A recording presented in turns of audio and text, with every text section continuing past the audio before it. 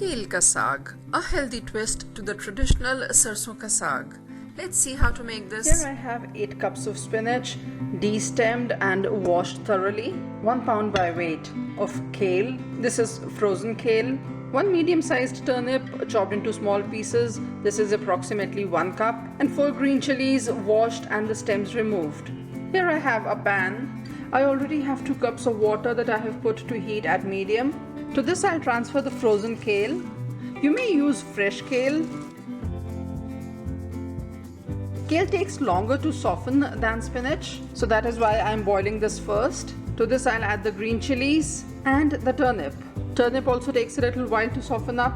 For now I'll cover this with a lid with a small opening for the air to escape. It is said that we should not cover the leafy greens completely. For a major part of cooking I'll keep the lid removed. As the leaves at the bottom tenderize, there'll be more room in the pan and I'll be able to toss this around. You can see the wet leaves. Depending on how much moisture there already is in the kale, you might need to add a little more water. But for now, 2 cups of water to begin with is enough. As you can see, there is still a lot of water. Kale will also ooze out its moisture. It took exactly 3 minutes for the kale to thaw. Now I'll reduce the heat to somewhere between low and medium and allow this to tenderize a little more before I add the spinach. Another 5 to 7 minutes. It's been 8 minutes, halfway I had removed the lid. Now the turnip is partially boiled. The kale leaves are now tender, though they still need some more cooking. That will happen along with the spinach. So I'll transfer the spinach leaves.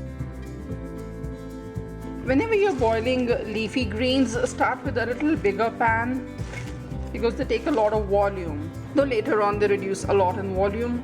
I'll cover this again with the lid so that the spinach tenderizes faster. Just 2 more minutes and the spinach leaves are much softer. I'll toss this around. The leaves are also very juicy, giving out a lot of moisture.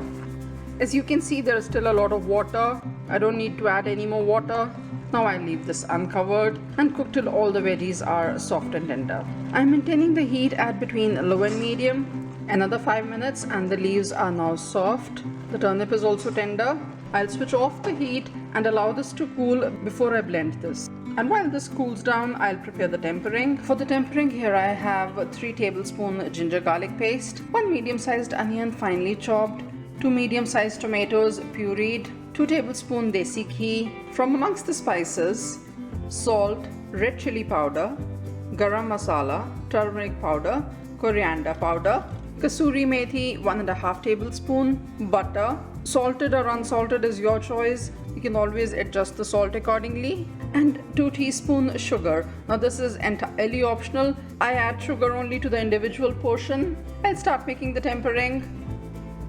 I'll get the pan going at medium heat. Transfer the ghee. I'll swirl this around so that it covers the entire pan.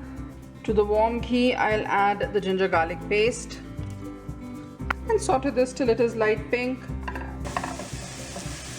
Takes just 2 minutes.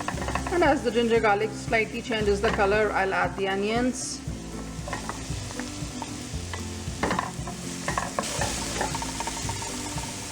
See, the onions already started changing color.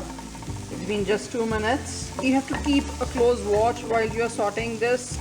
We do not want any burnt threads of ginger garlic or the onions. It's been 5 minutes now and the onions are now a nice pink shade. I'll transfer the tomato puree.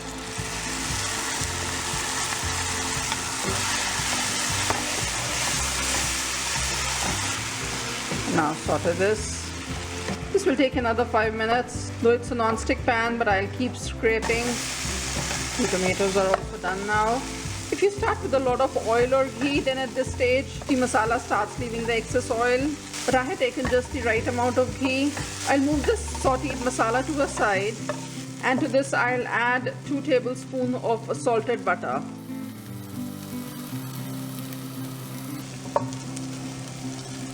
Allow the butter to melt. I'll reduce the heat to low. To the melted butter, I'll add half teaspoon turmeric and saute the turmeric. 1 teaspoon coriander powder, 1 teaspoon salt to begin with, 1/3 teaspoon red chilli powder. I've already added green chilli, so I'll adjust the chilli later. At low heat, saute these spices just a few seconds for a nice color, and then mix this all up. Saag is like incomplete without desi ghee and the butter. Now, as you may be able to see, the mixture doesn't have too much of water. There is only little water, and this much water will be essential for the leaves to blend properly. If you have too much water in the pan, then strain some of the water, which you may use later to adjust the consistency of the saag. For now, I'll blend the saag with all the water. I'll blend this in 2 batches, pouring in some of the water. I'll pulse this a few times till I get the correct texture.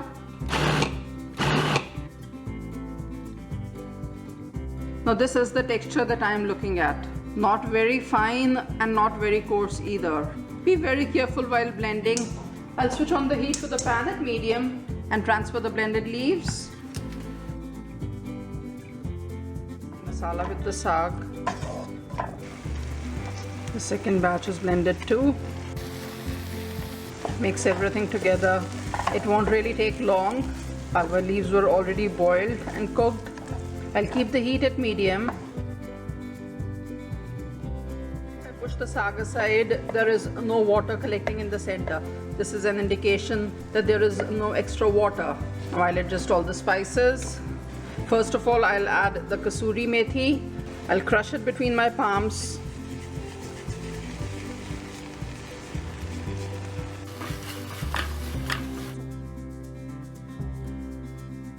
The spices. I'll add another half teaspoon salt to this and half teaspoon red chilli powder, garam masala 1 teaspoon, and if you wish to add sugar, now is the time. Mix all the spices, give it another minute. The saag is now ready to be served. The bowl in which you serve saag, make a small well.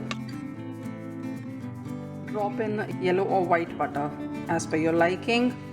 Do this for individual portions. Adding butter or desi ghee takes saag to the next level. And believe me, in case of saag, more is less. The more you add it, the better it tastes. Enjoy this with roti, parantha, rice, and not to forget the special Makki ki roti. Enjoy! Thanks for watching this video. Do give it a thumbs up if you liked it. See you again with a new recipe very soon. Till then, bye.